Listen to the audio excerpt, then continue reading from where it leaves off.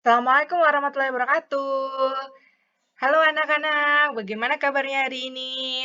Semoga selalu diberikan kesehatan ya. Hari ini kita masih akan mempelajari relasi dan fungsi. Nah, sebelum memulai pembelajaran kali ini, silahkan kalian mencari tempat senyaman mungkin agar dapat berkonsentrasi dengan baik dalam mengikuti pembelajaran kali ini. Dan jangan lupa, siapkan alat tulisnya. Jika sudah dipersiapkan, kita harus tahu dulu nih tujuan pembelajaran hari ini. Yang pertama, memahami maksud dari korespondensi satu-satu. Yang kedua, memahami notasi fungsi. Yang ketiga, menentukan rumus fungsi. Dan yang keempat, menyelesaikan soal-soal notasi fungsi. Nah, sebelum kita masuk ke materi pembelajaran hari ini, Bu Guru akan mengulas sedikit nih materi di pembelajaran yang lalu. Nah, kalian masih ingat tidak materi minggu lalu atau materi pertemuan kemarin nih, kita mempelajari tentang apa?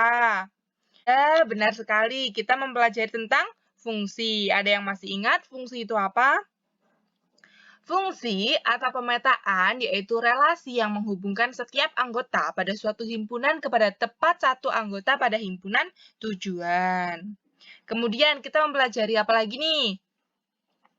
Kita mempelajari istilah domain, kodomain, dan range. Siapa yang masih ingat? Domain, kodomain, dan range itu apa? Domain itu daerah asal. Kodomain itu daerah kawan. Kemudian range adalah daerah hasil. Kemudian kita mempelajari cara menentukan banyaknya pemetaan. Bagaimana sih caranya? Banyaknya pemetaan dari himpunan A ke himpunan B dapat ditentukan dengan rumus NB pangkat NA. Jangan sampai terbalik ya. Kalau himpunan A ke himpunan B, rumusnya NB pangkat NA. Kalau himpunan B ke himpunan A, maka rumusnya NA pangkat NB. Jangan sampai terbalik ya anak-anak. Nah, kita akan masuk ke materi pembelajaran kali ini nih. Kita akan belajar tentang korespondensi satu-satu. Korespondensi satu-satu dari himpunan A ke himpunan B adalah fungsi yang memetakan anggota pada himpunan A ke tepat satu anggota pada himpunan B. Dan juga sebaliknya, dari A ke B tepat satu dan B ke A juga tepat satu. Gitu. Jadi nggak ada yang punya lebih dari satu pasangan. Yang penting kalau fungsi itu domainnya tepat satu kan. Kalau kodomainnya terserah nih, yang penting domainnya tepat satu ke kodomain. Lah kalau korespondensi satu-satu, baik domain maupun kodomain harus memiliki tepat satu pasangan. Sampai sini paham ya anak-anak? Jadi kalau korespondensi satu-satu, banyaknya anggota di A sama dengan banyaknya anggota di B. Semuanya memiliki pasangan. Sampai sini paham kan? Nah, kemudian kita lanjut contoh soalnya biar memperpaham lagi kalian nih. Diagram panah yang menunjukkan korespondensi satu-satu antara himpunan A ke himpunan B adalah, kalau Ibu miliki diagram panah, 6 diagram panah nih. Nah, kalau yang pertama itu korespondensi satu-satu atau bukan? Jadi syarat korespondensi satu-satu kan domain dan kodomain semuanya memiliki pasangan dan tepat satu kan. Lah, ini di domainnya ada satu anggota yang memiliki dua pasangan nih, berarti ini bukan korespondensi satu-satu. Kemudian gambar yang kedua, ini merupakan korespondensi satu-satu atau bukan? Kita lihat syaratnya. Korespondensi satu-satu kan di domain punya pasangan tepat satu di kodomain. Anggota di domain punya pasangan semua ya. Lah, anggota di kodomain juga punya pasangan semua nih, Bu. Tepat satu semua. Lah, berarti ini merupakan korespondensi satu-satu. Kemudian di gambar yang ketiga, apakah merupakan korespondensi satu-satu? Coba kita lihat syaratnya. Di himpunan A, anggotanya kan ada 3 nih, P, Q, dan R. Semuanya memiliki pasangan nih di kodomain. Tapi di kodomain ini ada yang tidak memiliki pasangan, yaitu 7 ini tidak memiliki pasangan. Jadi, ini bukanlah korespondensi 1-1 karena ada anggota di himpunan B yang tidak memiliki pasangan. Jadi bukan korespondensi 1-1 ya. Kemudian gambar yang keempat merupakan korespondensi 1-1 atau bukan? H, I, J punya pasangan semua kan? Lah, 5, 6, 7 juga punya pasangan semua dan tepat 1 semua pasangannya. Jadi, merupakan korespondensi 1-1. Begitu pula di gambar yang kelima, tepat 1 semua. Tepat 1 semua pasangannya. Jadi, ini merupakan korespondensi 1-1. Gambar 6 merupakan korespondensi 1-1 atau bukan? Bukan, karena ada anggota di himpunan A dan ada anggota di himpunan B yang tidak memiliki pasangan. Jadi, ini bukanlah korespondensi 1-1. Sampai sini paham ya, anak-anak? Nah, kemudian kita akan membahas notasi fungsi. Fungsi dinotasikan atau dilambangkan dengan huruf kecil seperti F, G, dan H. Jika Ibu memiliki diagram panah seperti gambar tersebut, fungsi F yang memetakan himpunan A ke B dinotasikan sebagai F.2 A besar atau A kapital, tanda panah B kapital. Fungsi F yang memetakan anggota himpunan A ke anggota himpunan B dinotasikan sebagai F.2 X, tanda panah Y. Kalau huruf kapital kan himpunan huruf besar. Kalau anggotanya huruf kecil gitu. Sampai sini paham anak-anak? Y merupakan bayangan dari X, dituliskan menjadi Y sama dengan Fx gitu. Kemudian kita akan mempelajari rumus fungsi.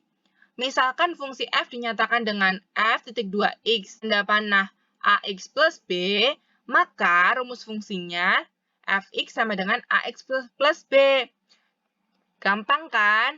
Jadi kalau notasinya F.2x tanda panah, maka rumus fungsinya tinggal diganti aja tuh. F kurung X sama dengan AX plus B. Titik 2 diganti dengan X-nya dikurungin. Kemudian tanda panahnya diganti dengan sama dengan. Jika X sama dengan 1, maka F1 sama dengan A kali 1 ditambah B sama dengan A plus B. Kan X sama dengan 1 nih, maka Fx, X-nya tuh di dalam F-nya itu tuh diganti sama 1. Kemudian, jika X sama dengan 2, maka F2 sama dengan 2 dikali A ditambah B sama dengan 2A plus B. Sampai sini paham kan anak-anak? Kemudian, untuk lebih memahamkan lagi, kita masuk ke contoh soal nih. Jika diketahui notasi fungsi F.2x tanda panah 5x plus 9, maka tentukan rumus fungsinya, bayangan dari 3, dan nilai dari F5. Nah, kita jawab bersama ya. Yang pertama rumus fungsi. Di soal kan diketahuinya notasi fungsi kan. F.2x tanda panah 5x plus 9 itu kan notasi fungsi. Rumus fungsinya tinggal titik 2, tanda panahnya diganti. Titik 2 diganti dengan kurung, dan tanda panah diganti dengan sama dengan. Jadinya Fx sama dengan 5x plus 9. Kemudian, bayangan dari 3. Bayangan dari 3, berarti 3-nya itu adalah X. Y kan merupakan bayangan dari X kan, jadi yang dicari Y-nya nih. Tinggal dimasukin 3 itu kan X-nya. Jadinya, F3 sama dengan 5 kali 3 ditambah 9 sama dengan 24. Kemudian nilai dari F5. Ya tinggal dimasukin aja ke rumus fungsinya. 5 dikali 5 ditambah 9 sama dengan 34. Sampai sini paham kan anak-anak? Ya, untuk lebih memahami lagi, kita masuk ke contoh soal berikutnya. Fungsi F dinyatakan dengan rumus Fx sama dengan Ax plus B. Jika F2 sama dengan 3 dan F min 4 sama dengan 15, maka nilai min A plus B adalah. Kita jawab bersama-sama ya. F2 sama dengan 3, maka 3 sama dengan 2A plus B kan. Kenapa? Karena nilai F2 kan sama dengan 3, berarti Fx-nya sama dengan 3 nih. Lah, F dalam kurung X sama dengan AX plus B, maka 3 sama dengan 2A plus B. Kemudian yang kedua, sama nih membuat persamaan juga, tapi tinggal persamaan yang kedua yaitu F min 4 sama dengan 15. Jadi 15 sama dengan min 4A plus B. Nilai AX plus B-nya kan sama dengan 15 nih, jadi 15 sama dengan min 4A plus B. Min 4-nya karena X-nya tinggal dimasukkan nih, min 4 gitu. Paham kan ya anak-anak? Kemudian dari persamaan 1 dan persamaan 2 kita eliminasi.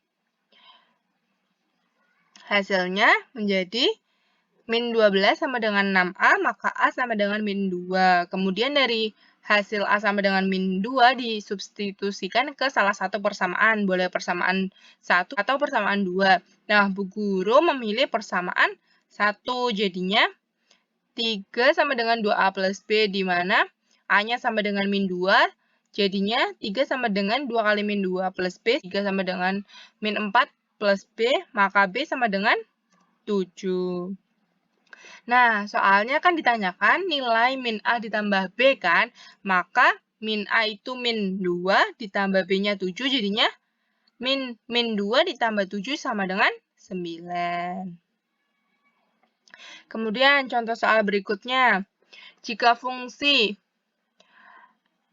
f(2) A tanda panah B ditentukan dengan fx sama dengan 5 min 2x dengan domain 1, 2, 3, dan 4, maka gambar diagram panah yang benar adalah. Nah, siapa tahu gimana cara ngerjainnya nih? Ayo kita kerjakan bersama-sama ya. Yang pertama, nilai x 1, 2, 3, 4 dimasukkan ke dalam rumus fungsinya nih, ke 5 min 2x. Kalau x-nya sama dengan 1, berarti 5 min 2 kali 1 sama dengan 3. Kalau x-nya sama dengan 2, berarti 5 min 2 kali 2, maka hasilnya 1. Kalau x-nya 3, maka 5 min 2 kali 3 kan 5 dikurangi 6. Jadinya hasilnya min 1. Kalau x-nya 4, 5 dikurangi 2 kali 4 sama dengan 5 kurangi 8 sama dengan min 3. Untuk lebih mempermudah, kita membuat himpunan pasangan berurutannya nih. Jadinya 1,3, 2,1, 3,-1, dan 4,-3. Jadi, yang benar di antara diagram panahnya yang mana? Ayo. Yang B.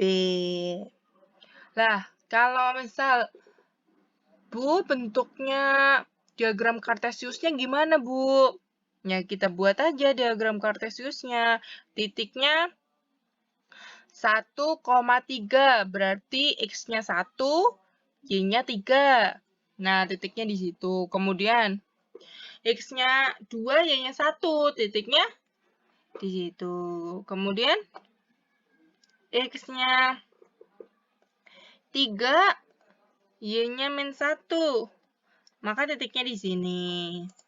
Kemudian X-nya 4, Y-nya min 3, jadi titiknya di sini.